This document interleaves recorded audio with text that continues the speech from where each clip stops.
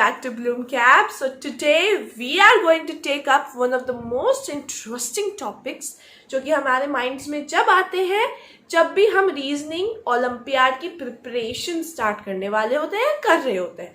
सो ये वो क्वेश्चंस है, ये वो डाउट्स है जो हमारे माइंड में जब आता है.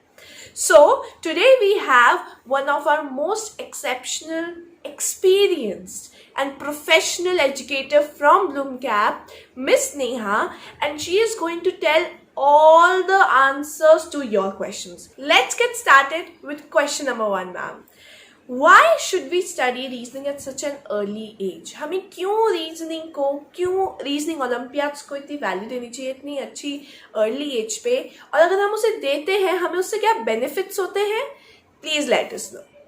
Thank you so much ma'am, and thank you so much Bloom Cap for giving me this opportunity. So yes students, जैसे कि मैम ने अभी मुझसे पूछा कि रीजनिंग सब्जेक्ट पढ़ना क्यों बहुत ज़्यादा ज़रूरी है at a very early age. So students, reasoning जो सब्जेक्ट है हमारा वो बेसिकली अपने लॉजिकल माइंड को यूज़ करता है. देखो, आप बहुत सारे सब्जेक्ट्स पढ़ते हो, आप मैथ्स पढ़ोगे, आप साइंस पढ़ोगे, तो जो भी आप सब्जेक्ट आप पढ़ते हो तो वहाँ बहुत सारे कंसेप्ट समझते हो, बहुत सारी चीज़ें आपको याद भी रखनी होती है, बहुत सारे थ्योरम्स आपको याद रखनी होती है, बहुत सारे ऑपरेशंस आपको परफॉर्म करने होते हैं, बहुत सारे there are so many things. Clear? लेकिन यहाँ रीजनिंग में ऐसा नहीं है.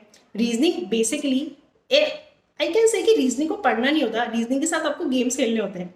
ठीक है, रीजनिंग के साथ आप games Khelo, that is sufficient, क्योंकि बहुत सारी चीज़ें होती हैं. हम यहाँ अपने लॉजिकल ब्रेन का यूज़ करते हैं, हमें लॉजिक्स लगाने होते हैं, और गाइज हम जितने ज़्यादा लॉजिक्स लगाएंगे हम अपने ब्रेन को उतना ही ज़्यादा डेवलप कर सकते हैं. तो बेसिकली ये जो सब्जेक्ट है हमारा, ये हमारे लॉजिकल ब्रेन को डेवलप करने के लिए यूज़ आता है. देखिए, दो चीज़ें होती हैं, हार्ड वर्क और स्मार्ट वर्क. हार्ड वर्क तो सब करते हैं, लेकिन सक्सेस कौन होता है? जो स्मार्ट वर्क करता है. तो बेसिकली ये जो सब्जेक्ट है आपके पास रीजनिंग, ये आपको ये बताता है कि how to do smart work. Clear? आप कम से कम टाइम में कम से कम एफर्ट लगाकर ज़्यादा से ज़्यादा काम अपना कैसे कर सकते हैं, ये चीज़ ये सब्जेक्ट सिखाती है. इसलिए इस सब्जेक्ट को बहुत अर्ली एज से पढ़ना स्टार्ट कर देना चाहिए, क्योंकि उससे क्या होगा कि अपना लॉजिकल ब्रेन धीरे धीरे डेवलप होगा और एक स्टेज पर आकर हम बहुत स्मार्टली काम करने लगेंगे. ठीक है? और गाइज ये जो सब्जेक्ट है इसमें बहुत सारी चीज़ें स्टडी करने वाले हैं, बहुत सारे गेम्स हम खेलेंगे, और गेम्स खेल के मार्क्स मिल रहे हैं, तो मुझे नहीं लगता कि इससे ज़्यादा इंटरेस्टिंग कुछ और हो सकता है. Right? Wow, that's a very good answer ma'am, and it clearly shows कि हमें रीजनिंग क्यों पढ़नी चाहिए स्टार्टिंग से. Let's move to our question number 2. So whenever I say reasoning, सो अगर हम स्टार्टिंग से बात करें मैम, तो इतने सारे टॉपिक्स में से हमें कौन कौन से टॉपिक्स पढ़ने चाहिए, हमें किन कॉन्सेप्ट्स पे फोकस करना चाहिए, और किस टॉपिक को हमें पहले पढ़ना चाहिए? लाइक क्रोनोलॉजी क्या होनी चाहिए हमारे टॉपिक्स की? Over to you. Yes ma'am, देखिए, टॉपिक तो सारे ही पढ़ने हैं, आप किसी भी टॉपिक को स्किप नहीं कर सकते, क्योंकि अगर मैं रीजनिंग की बात करूँ तो हर एक टॉपिक से क्वेश्चन आने की पॉसिबिलिटी सेम रहती है. यहाँ मैं आपको ये नहीं बोल सकती कि इस टॉपिक से क्वेश्चन आने की पॉसिबिलिटीज़ कम है, इसको आप कम टाइम दे दो, इसको आप ज़्यादा टाइम दे दो, या बहुत सारे सब्जेक्ट्स में ऐसा होता है कि कुछ टॉपिक्स इंपॉर्टेंट्स होते हैं, लेकिन यहाँ ऐसा नहीं है. यहाँ हर एक टॉपिक से क्वेश्चन आने की पॉसिबिलिटी आपकी सेम है. और रीजनिंग एक बहुत ज़्यादा इंटरेस्टिंग सब्जेक्ट है. यहाँ आपको पढ़ने में भी आपको बहुत ज़्यादा नहीं लगेगा कि आपको एक सब्जेक्ट को स्टडी करना पड़ रहा है, क्योंकि आपको गेम्स खेलने हैं, आपको सीरियसली कुछ स्टडी नहीं करना है, आपको गेम्स ही तो खेलने हैं भाई, तो वो तो इजीली हो जाएगा ना, वो तो हमारा फील्ड ऑफ इंटरेस्ट हो जाता है. राइट? लेकिन हाँ, एक पैटर्न है जो कि आप फॉलो कर सकते हैं. लाइक सबसे पहले आप नंबर्स को स्टडी कीजिए, आप अल्फ़ाबेट्स को स्टडी कीजिए. तो नंबर्स और अल्फ़ाबेट्स को स्टडी करने के लिए आप नंबर सीरीज और अल्फ़ाबेट सीरीज पर फोकस कीजिए, क्योंकि ये दोनों टॉपिक्स पढ़ने के बाद आपको नंबर्स और अल्फ़ाबेट्स पर कैसे हमें लॉजिक्स लगाने होते हैं वो चीज़ आपको अच्छे से क्लियर हो जाएगी. जैसे आपको ये चीज़ अच्छे से क्लियर हो जाती है, उसके बाद आप एनालॉजी और ऑड वन आउट पर जा सकते हैं. अभी आपको नंबर्स और अल्फ़ाबेट्स की नॉलेज अच्छे से हो गई, तो अब आप उनके बीच में रिलेशंस लगा सकते हैं. तो रिलेशन हमें एनालॉजी और ऑड वन आउट में लगाने हैं, तो ये चीज़ आपके वहाँ काम आ जाएगी. फिर आप डायरेक्शन सेंस टेस्ट पर जा सकते हैं, आप रैंकिंग टेस्ट को स्टडी कर सकते हैं, और फर्दर आपके बहुत सारे टॉपिक्स है गाइस, फिर आप उनको वन बाय वन स्टडी कर सकते हैं. Again, a great answer, and it was such a great advice that how we can manage and which topic we should take first. So our next question from you, ma'am, is whenever we talk about mental ability and reasonings, these are not in our school curriculum. ये हमारे school curriculum में नहीं होते हैं. So can you tell us एक proper structure, एक proper timetable कि हम अपने रीजनिंग को अपनी बाकी चीज़ों के साथ भी लेके चले और हमारा रीजनिंग ओलंपियाड में अच्छे स्कोर्स ला पाए? Yes ma'am, sure. First of all तो स्टूडेंट्स, रीजनिंग जो सब्जेक्ट है वो आपके ओलंपियाड में बहुत इंपॉर्टेंट रोल प्ले करने वाला है, क्योंकि क्वेश्चन नंबर 1 जो स्टार्ट होगा आपका वो लॉजिकल रीजनिंग से ही स्टार्ट होने वाला है। फर्स्ट पार्ट जो होता है, जैसे कि आपको पता है कि आपका ओलंपियाड का जो पेपर होता है वो 4 सेक्शंस में डिवाइड होता है, तो जो फर्स्ट सेक्शन आपके एग्जाम में आएगा वो आएगा लॉजिकल रीजनिंग। तो सबसे पहले आपको लॉजिकल रीजनिंग के क्वेश्चन को ही फेस करना है। सबसे ज़्यादा इंटरेस्टिंग चीज़ आप लोगों के लिए ये है। और जैसा कि अभी भी मैम ने मुझे बोला कि मेंटल एबिलिटी और रीजनिंग जो अपना सब्जेक्ट है वो स्कूल कैरिकुलम में नहीं है, और हमें भी बताइए कि हमारे पास बहुत सारे सब्जेक्ट्स ऑलरेडी है स्टडी करने के लिए। हमारे पास मैथमेटिक्स है, साइंस है, एसएसटी है, हिंदी है, इंग्लिश है, बहुत सारे सब्जेक्ट्स हैं। बट गाइज वहाँ आपको बहुत सारी चीज़ें याद रखनी है, वहाँ आपको बहुत सारी थ्योरम्स याद रखनी है, वहाँ आपको बहुत सारे कंसेप्ट पढ़ने हैं। यहाँ आपको कुछ नहीं करना। जैसा कि आपको पता है कि रीजनिंग, जैसे मैंने आपको स्टार्टिंग बताया कि रीजनिंग क्या है, रीजनिंग कोई सब्जेक्ट नहीं है, रीजनिंग आपको पढ़नी नहीं है, रीजनिंग के साथ आपको खेलना है। यहाँ बहुत सारे गेम्स हैं जो कि आपको खेलने हैं। तो अगर खेलना ही है दैट मीन्स बहुत ज़्यादा इंटरेस्टिंग होने वाला है ये टॉपिक आप लोगों के लिए, चैप्टर आप लोगों के लिए। क्लियर? तो स्टूडेंट्स, अगर मेरी एडवाइस अगर आप लो तो रीजनिंग बहुत ऐसा सब्जेक्ट नहीं है जिसको कि आपको डेली 1 और 2 आवर्स स्टडी करना है, बहुत ज़्यादा क्वेश्चंस लगाने हैं, बहुत ज़्यादा पढ़ना पड़ेगा, बहुत ज़्यादा हेक्टिक वर्क बिल्कुल भी नहीं है। आपको, अगर आप डेली बेसिस पर रीजनिंग को स्टडी करते हैं और 20 to 25 मिनट्स डेली इस सब्जेक्ट के निकाल लेते हैं तो वो आप लोगों के लिए इनफ होगा। कोई होमवर्क यहाँ आपको नहीं करना है, बहुत ज़्यादा आप लोगों को नहीं पढ़ना है, सिर्फ और सिर्फ आपको लॉजिक्स लगाने की प्रैक्टिस करनी है कि कैसे हम यहाँ लॉजिक्स लगा सकते हैं।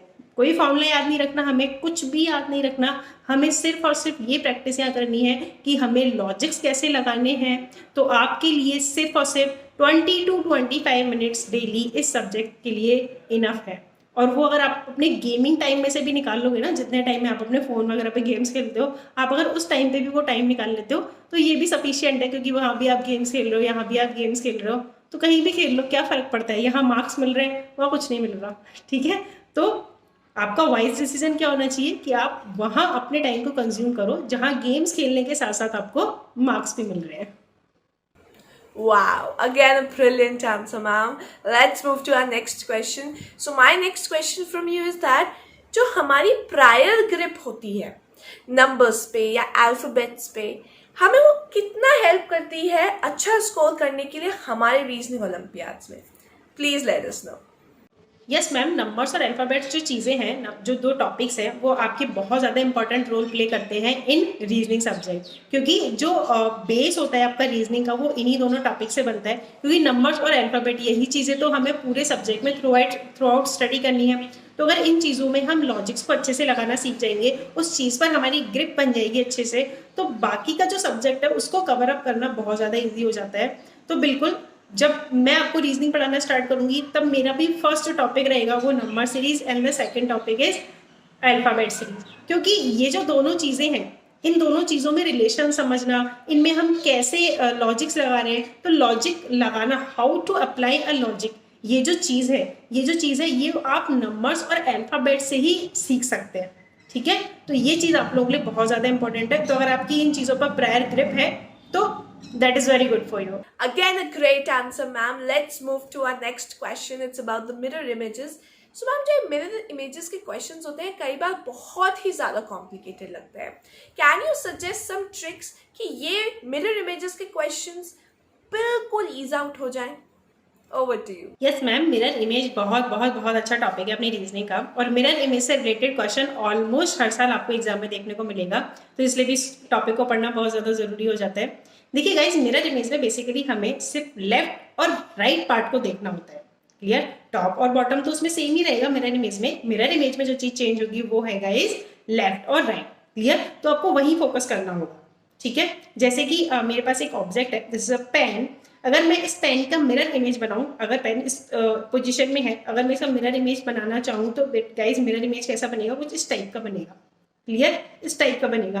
अभी देखो, अगर मैं इसका ये जो पार्ट है, ये वाला जो पार्ट है ना, इसका ये वाला जो पार्ट है, ठीक है, अगर मैं इस वाली पार्ट की अगर बात करूँ, देखो जो हमारा नॉर्मल पोजीशन था, उस पोजीशन में ये किस साइड पे था स्टूडेंट्स? उस पोजीशन पर ये था राइट साइड पर। लेकिन जब इसका मिरर इमेज बना तो ये जो पार्ट था ये किस पे आ गया गाइज? ये किस साइड पर आ गया? ये आ गया आपका लेफ्ट साइड पर। दैट मीन्स मिरर इमेज में बेसिकली लेफ्ट राइट बन जाता है और राइट लेफ्ट बन जाता है। This is the concept for mirror image. Correct? अब देखिए, आप लोगों की छोटी सी एक्टिविटी है, आप घर पे क्या करेंगे, घर पे आप लोगों के मिरर होगा, ठीक है, आप क्या करो, मिरर पे अपनी नोज टच करके देखना कभी, ठीक है, मिरर पर अपनी नोज टच करके देखना। देखो जब जो नोज आपकी यहाँ है वो मिरर में सबसे पहले शो होगी, ठीक है, मतलब जो चीज आप एक ये वाला कंसेप्ट ये यूज कर सकते हैं कि जो चीज मिरर के बिल्कुल पास होती है उसका इमेज भी सबसे पास में ही बनता है।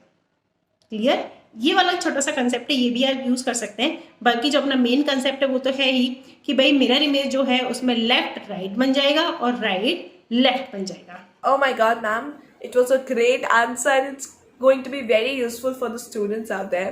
Let's move to our next question. It's about the questions that come in our Olympiads or in basically in reasoning question of left to right that comes in the ranking questions. So क्या आप हमें बता सकते हैं जो left to right के questions आते हैं ranking वाले टेस्ट में, क्या ये हमें कुछ ट्रिक्स के थ्रू इजी कर सकते हैं, कुछ सजेशंस दे सकती हैं आप, बिकॉज बच्चे इस क्वेश्चन को थोड़ा डिफिकल्ट समझते हैं और इजीली सॉल्व नहीं कर पाते हैं।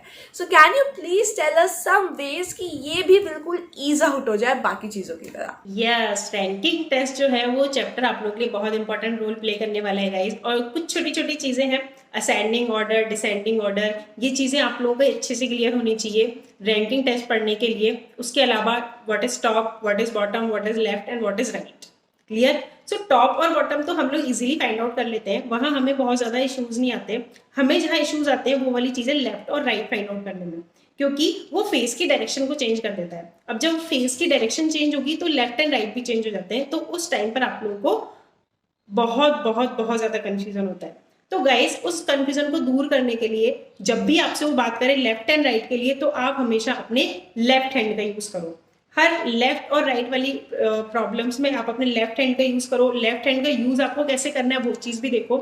आपको अपने फिंगर टिप्स को रखना है in the direction of face, जिस भी डायरेक्शन में पर्सन का फेस है उस डायरेक्शन में आप अपने फिंगर टिप्स को रखो। क्लियर, तो जैसे ही आप फिंगर टिप्स को उस डायरेक्शन में मूव करते हैं, क्लियर, लाइक अगर मैं मेरे फेस की बात करूं, ठीक है, तो मेरा फेस इस डायरेक्शन में है, क्लियर, तो मैंने अपने फिंगर टिप्स को अपने फेस की डायरेक्शन में रखा।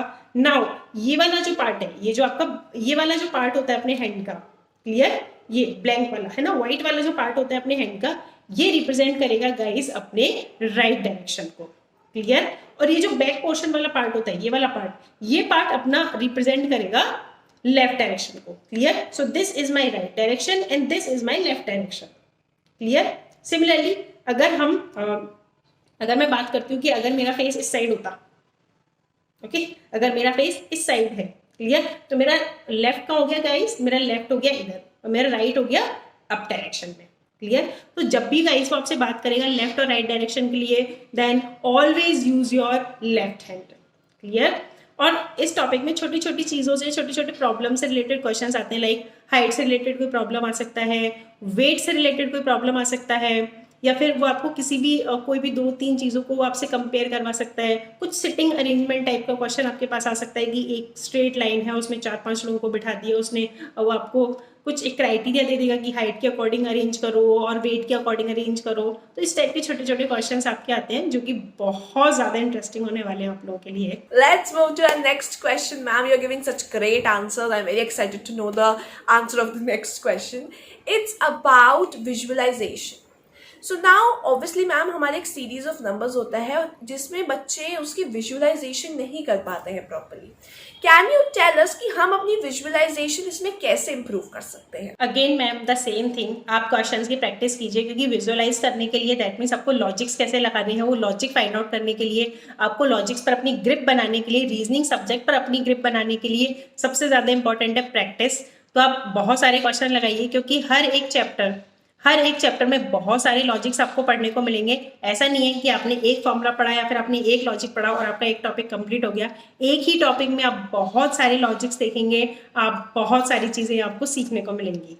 ठीक है, तो आप विजुअलाइज कीजिए, चीज़ों के बारे में सोचिए, जो अपने डेली रूटीन में जो चीज़ें होती हैं आप उनको देखिए, आप उनको अपनी सब्जेक्ट से रिलेट करने की कोशिश कीजिए। जैसे मैं बात करूँ ब्लड रिलेशन की, तो गाइस ब्लड रिलेशन में जो क्वेश्चन आता है वहाँ विजुअलाइज कर सकते हो, जो अपने डेली लाइफ में जो हम रिलेशंस देखते हैं, लाइक मैं बोलूँ brother sister, so brother sister, who is your brother sister? Obviously जो आपकी सिस्टर है वही आपके ब्रदर की सिस्टर होगी, सो brother sister means your sister. Clear? तो ऐसी छोटी छोटी चीज़ें हैं जिनको आप विजुअलाइज कर सकते हो अपनी डेली लाइफ में। लाइक आपके ब्रदर हैं, आप इमेजिन करो who is my brother and who is his sister. Clear? तो जो उनकी सिस्टर है वो तो ऑब्वियसली मेरी भी सिस्टर है। आप कनेक्ट कर सकते हो ना जो आपकी डेली लाइफ वाली चीज़ें हैं। तो इस तरीके से विजुअलाइजेशन से गाइज हम बहुत सारे क्वेश्चन सॉल्व करने वाले हैं। ये चीज़ हमारे लिए बहुत ज़्यादा इंपॉर्टेंट होने वाली है। और गाइज बहुत ज़्यादा लोड लेने की ज़रूरत नहीं है, क्योंकि रीजनिंग के क्वेश्चन को हम बहुत आराम से और बहुत लाइटली सॉल्व करने वाले हैं। Remarkable answer, ma'am. Let's move to our next question. So it's about knowing the places or counting the places of the alphabetical values in the questions. So ये वाला जो क्वेश्चन आता है, हमें बच्चों को इस वजह से दिक्कत होती है क्योंकि वो काउंट नहीं कर पाते हैं, ना ही वो समझ पाते हैं अल्फ़ाबेट की वैल्यूज। अल्फ़ाबेटिकल सीरीज वाले जो क्वेश्चंस आते हैं उनमें क्या आप कोई ऐसा शॉर्टकट बता सकते हैं जो बच्चों के लिए एकदम इजी हो जाए? प्लीज उन्हें एक शॉर्टकट बता दीजिए ताकि उन्हें आज के बाद इसके बाद प्रॉब्लम फेस ना करनी पड़े। Yes ma'am, again and again alphabets को काउंट करना स्टूडेंट्स के लिए बहुत ज़्यादा हेक्टिक हो सकता है, और ये चीज़ बहुत ज़्यादा टाइम कंज्यूमिंग भी होगी, क्योंकि हम एक कॉम्पिटिटिव एग्जाम अटेम्प्ट कर रहे हैं। तो ऑब्वियसली जो चीज़ें हमारी वो बिल्कुल क्लियर होनी चाहिए। तो अल्फाबेटिकल प्लेस वैल्यूज़ को याद करने के लिए यहाँ मेरे पास बहुत प्यारे प्यारे शॉर्टकट्स हैं जो कि आप लोगों को बहुत पसंद आने वाले हैं। जैसे कि अगर मैं आपको बोलूँ कि के का प्लेस वैल्यू क्या होता है, सो स्टूडेंट्स के का प्लेस वैल्यू याद करने के लिए मेरे पास बहुत अच्छा सा शॉर्ट ट्रिक है। लाइक किंग्स 11 पंजाब, तो के किस पर आता है? 11 पर आ गया। किंग्स 11 दैट मीन्स के 11 नंबर पर आता है। सिमिलरली अगर मैं यू की बात करूँ स्टूडेंट्स, तो यू के साथ देखिए क्या कंडीशन है। यू जो है उसको एक सिंगल स्ट्रेट लाइन थी, मैंने उसको बेंड कर दिया। क्लियर? तो यहाँ यू बन गया। ठीक है, तो अभी यू के लिए मेरे पास यहाँ एक नंबर आ गया 1। क्लियर? अब थोड़ा बहुत कॉमन सेंस इतना है कि भाई यू जो है वो अल्फाबेटिकल प्लेस वैल्यूज में बहुत बाद में आता है। दैट मीन्स ये ना तो 1 पे आएगा ना 11 पर आएगा। तो गाइज ये कहाँ आएगा? ये आएगा आपका 21 पर। दैट मीन्स यू का प्लेस वैल्यू हो जाता है आपका 21। क्लियर? तो इस तरीके से बहुत प्यारे प्यारे शॉर्ट ट्रिक्स है गाइज मेरे पास, जिनकी हेल्प से आप सारे के सारे प्लेस वैल्यू याद कर सकते हैं अपने फिंगर टिप्स पर। लाइक मैं बोलूँ आर का प्लेस वैल्यू क्या होता है? 18, एस का प्लेस वैल्यू होता है 19, टी 20 पर आता है, आई 9 पर आता है। तो इसी तरीके से आपको भी सारे के सारे प्लेस वैल्यूज अपने फिंगर टिप्स पर याद होने वाले हैं। Wow, ma'am, let's move to the next question. Again, you are giving such a bright answers. It's going to help a lot of students out there. So now it's a kind of a detective question. जब हम exam में इस question को दे रहे होते हैं ना, हमें बिल्कुल डिटेक्टिव वाली फीलिंग आ रही होती है, क्योंकि इसमें हम कोडिंग और डी कोडिंग कर रहे होते हैं। So अगर कोई एक अच्छा सा मेथड हो जिससे ये थोड़ा ईज आउट हो जाए, क्योंकि इसमें लॉजिक यूज होना आता है, तो कौन सा अप्रोप्रिएट लॉजिक है, कौन सा ऐसा मेथड है जिससे कोडिंग और डी कोडिंग भी ईजी हो सकता है और हमारी डिटेक्टिवनेस अच्छी हो सकती है? Please let us know. Very nice question ma'am, very nice question. Yes, we can say कि ये जो हमारा चैप्टर है कोडिंग एंड डिकोडिंग, हम इसको थोड़ा अपना डिटेक्टिव माइंड यूज करने के लिए काम में लेते हैं। क्योंकि देखिए एग्जैक्टली होता क्या है, आप क्लास में बैठे हो, ठीक है, आपका बेस्ट फ्रेंड भी आपके साथ क्लास में बैठा हुआ है, and you have so many chocolates. ठीक है, अब अगर होगा क्या कि अगर क्लास में किसी को पता चल गया कि आपके पास बहुत सारी चॉकलेट्स हैं, तो सारे के सारे स्टूडेंट्स आपके बैग में से चॉकलेट्स चुरा कर ले जाएंगे। तो अभी आपको क्या करना है, आपको चॉकलेट शेयर करने सिर्फ और सिर्फ अपने बेस्ट फ्रेंड के साथ। तो आप क्या करेंगे स्टूडेंट्स, आप अपने अब जो भी आपका मैसेज है आपको अपने बेस्ट फ्रेंड को बताना है, I have so many chocolates. तो आप क्या करेंगे, अपने इस मैसेज को थोड़ा सा कोड करेंगे, इसको थोड़ा सा चेंज करेंगे। और चेंज कैसे करेंगे कि आपके फ्रेंड को वो चीज़ समझ में आ जाए। क्लियर? तो एक पर्टिकुलर वे होगा ना उसको करने का। ऐसे तो नहीं है कि जो भी स्टेटमेंट हो या आप कुछ भी बोल दो और आपका बेस्ट फ्रेंड उसको समझ जाए, ऐसे नहीं होता है ना। आप दोनों का कुछ एक कम्युनिकेशन होगा, उस कम्युनिकेशन में रहकर ही आप अपने मैसेज को कोड करोगे, आप उसको चेंज करोगे। ठीक है, वो मैसेज आएगा आपके बेस्ट फ्रेंड के पास, उसको पता चल जाएगी कि आपके पास है बहुत सारे चॉकलेट्स, तो फटाफट से चलना है किसी कोने में और बहुत सारे चॉकलेट्स हमें खाने हैं। राइट? तो गाइस यहाँ भी हम यही चीज़ करने वाले हैं। कोडिंग डिकोडिंग में हमारे जितने भी क्वेश्चंस आएंगे, हर एक क्वेश्चन में एक पर्टिकुलर रूल फॉलो होगा, एक पर्टिकुलर पैटर्न फॉलो होगा। अब आपका टास्क क्या है वहाँ पर? आपका टास्क ये है कि वहाँ जो भी पैटर्न फॉलो हो रहा है, आपको सबसे पहले उस पैटर्न को समझना है और सेम ही पैटर्न में जो भी आपका क्वेश्चन है आपको उसको कोड करना है। क्लियर? तो जो कोडिंग डिकोडिंग के क्वेश्चन आएगा उसमें आपका मेन टास्क जो होगा गाइस, वो मेन टास्क आपका होगा कि जो भी आपको क्वेश्चन गिवन है उसमें जो लॉजिक लग रहा है, जो सीक्वेंस वहाँ फॉलो हो रहा है, आपको उस सीक्वेंस को समझना है। एक बार आपके सीक्वेंस समझ आ गया तो क्वेश्चन इजीली सॉल्व हो जाएगा। So the next question is ma'am, जब भी हम ऑड वन आउट के क्वेश्चंस आते हैं ऑब्जेक्ट्स के, वो इतने सिमिलर होते हैं, अगर आप उसे ज़्यादा टाइम दो तो वो हमारा टाइम बहुत कंज्यूम कर लेते हैं। अगर आप ऑब्वियसली उस पर ज़्यादा ध्यान नहीं लगाओगे तो आपको उसका आंसर नहीं मिल पाता है ईजिली। सो इन क्वेश्चंस को हम कैसे ईजिली सॉल्व करें, बिकॉज ये बहुत डिफिकल्ट हो जाता है। या तो आपका टाइम ज़्यादा लग जाएगा या फिर आप आंसर ढंग से नहीं कर पाओगे। सो प्लीज़ टेल अस कि ये ऑड वन आउट में से जब हमें ऑब्जेक्ट्स वाला क्वेश्चन आता है ऑड वन आउट का, प्लीज टेल मी कि हम इसे कैसे इजीली सॉल्व कर सकते हैं। Students yes, odd one out एक बहुत इंटरेस्टिंग टॉपिक है। तो फर्स्ट ऑफ ऑल तो ऑड वन आउट में आपके पास नंबर्स से रिलेटेड क्वेश्चन आएगा, या फिर अल्फाबेट से रिलेटेड क्वेश्चन आएगा, या फिर वर्ड से रिलेटेड क्वेश्चन आएगा, या फिर आपके डायग्राम से रिलेटेड क्वेश्चन आएगा। ये 4 चीज़ें हो सकती हैं आप लोगों के ऑड वन आउट में। तो गाइज यहाँ बेसिकली क्या होगा, आपके पास 4 ऑप्शंस गिवन होंगे, उसमें से 3 ऑप्शंस ऐसे होंगे जो कि एक कॉमन प्रॉपर्टी को फॉलो करेंगे, बट एक ऐसा होगा जो कि कॉमन प्रॉपर्टी को फॉलो नहीं करता है। तो बेसिकली स्टूडेंट्स हमें यहाँ क्या करना है, हमें उसी नंबर, अल्फाबेट, वर्ड और डायग्राम को सेलेक्ट करना है जो कि उस कॉमन प्रॉपर्टी को फॉलो नहीं कर रहा। दैट मीन्स अगेन यहाँ हमें सेम चीज करनी है। क्या करना है, हमें अगेन यहाँ रिलेशन फाइंड आउट करना है, क्योंकि common property that means relation. जैसे मेरे पास एक एग्जाम्पल है, like 1, 4, 8 and 16, find the odd one out. तो स्टूडेंट्स यहाँ क्या हुआ, यहाँ देखो मैंने नंबर लिया 1, 4, 8 एंड 16, क्लियर। तो 1 means 1 square, 1 is the square of 1, 4 is the square of 2, 16 is the square of 4, but 8 वो स्क्वायर नंबर नहीं है, क्लियर। तो एक कॉमन सी प्रॉपर्टी थी कि 3 जो नंबर्स थे या 3 नंबर जो थे वो स्क्वायर नंबर्स थे, बट एक नंबर स्क्वायर नंबर नहीं था। तो इस टाइप के कुछ छोटे मोटे से इश्यूज आते हैं आपको, जिनको आपको एग्जाम में रिजॉल्व करना होता है। कॉमन प्रॉपर्टी फाइंड आउट करो, कॉमन प्रॉपर्टी फाइंड आउट करके उसको लगाओ, और जो कॉमन प्रॉपर्टी उन चारों ऑप्शंस में से किसी एक ऑप्शन में नहीं लग रही है उसको फाइंड आउट करके बस उसको बाहर निकाल लो, वही आपका आंसर होगा। Oh my God, ma'am, what a brilliant answer. Let's move to our next question. It's basically about the study material, ma'am. हमें कौन सी बुक्स को रेफर करना चाहिए? क्या हमें एक को करना चाहिए, क्या हमें बहुत सारी बुक्स को करना चाहिए? हमें प्लीज ये बताइए। और क्या इम्पोर्टेंस है प्रीवियस ईयर क्वेश्चन पेपर्स या फिर सैम्पल पेपर्स की, हमें उन्हें क्यों सॉल्व करना चाहिए, उनकी क्या इंपॉर्टेंस है?